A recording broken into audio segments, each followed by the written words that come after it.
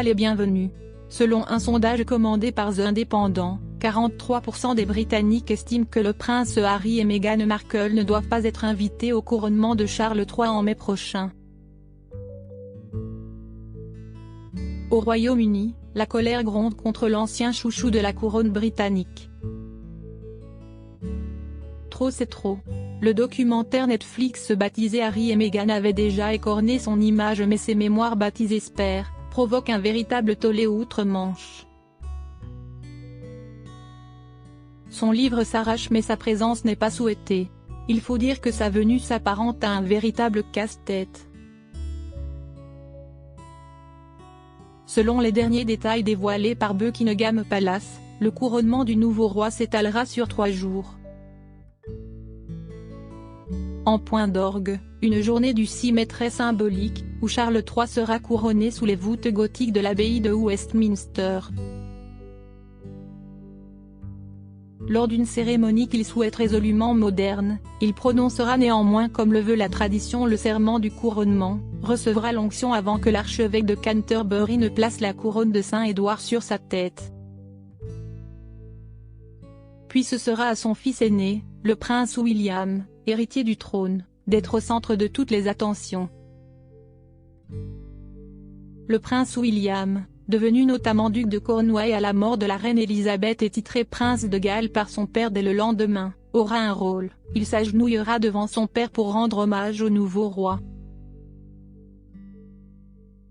La tradition veut que le prince de Galles se relève ensuite, touche la couronne, et embrasse le souverain sur la joue gauche, explique Philippe Cailleul, auteur d'une biographie sur Charles III parue aux éditions Perrin. Plusieurs humiliations se profilent pour le prince Harry. De son côté, le prince Harry ne jouera aucun rôle, hormis celui de simple spectateur. Et qui plus est, en costume. Un nouvel affront pour le spare, le suppléant, comme il se surnomme lui-même tout au long de ses mémoires. Le Sunday Times a récemment révélé que les autres ducs royaux, dont le prince Harry qui est duc de Sussex, ne devrait pas être appelé à en faire autant, ce qui serait une évolution majeure dans le rituel du couronnement, explique le biographe. Autre humiliation potentielle et non des moindres, le salut au balcon de Buckingham Palace. Comme au jubilé de la reine Élisabeth II, le duc de Sussex ne sera pas invité à saluer la foule aux côtés des Windsor. En choisissant de se mettre en retrait de la famille royale, le prince Harry paie son exil au prix fort. Pour l'heure, Buckingham Palace n'a pas annoncé la liste des invités. Mais il y a fort à parier que Charles III souhaitera tendre la main à son fils et l'invitera aux célébrations de son couronnement. Hors de question pour le souverain d'avoir le mauvais rôle. Et ce malgré les critiques ouvertes de son fils cadet à longueur d'interviews. Mais le cas Meghan Markle reste en suspens. Si la question de l'invitation fait peu de doute, celle de la présence de Harry et Meghan est bien moins sûre. Il sera très compliqué pour eux de se présenter devant des foules britanniques, alors que l'opinion publique est de plus en plus agacée par leur prise de parole, explique Philippe Cailleul. Déjà, lors du jubilé de la reine Élisabeth II, le couple Sussex avait été ignoré, voire hué par plusieurs Britanniques en colère. De plus, le spectacle des Sussex, habillés de haute couture, détournerait très probablement l'attention des masses et des médias du roi, redoute Daniela LC du NZ Herald. Mais le duc de Sussex peut-il décemment refuser de se rendre à l'un des moments les plus marquants de la vie de son père ? En même temps, on peut imaginer que le prince Harry comprenne l'importance de ce moment dans la vie de son père et y assistera. Quelle que soit leur décision, la présence ou l'absence de Harry et Meghan sera abondamment commentée, précise Philippe Cailleul. Reste que dans tous les cas, le prince Harry est perdant. Jugé déloyal s'il est absent, il sera humilié s'il est présent. un plan de réconciliation organisé avant le couronnement alors qu'il faisait la promotion de son ouvrage sur la chaîne ITV face à Tom Bradby. Le prince Harry a évoqué sa présence au couronnement de son père le 6 mai prochain, offrant un ultimatum à la famille royale en guise de réponse. La balle est dans leur camp, a-t-il affirmé.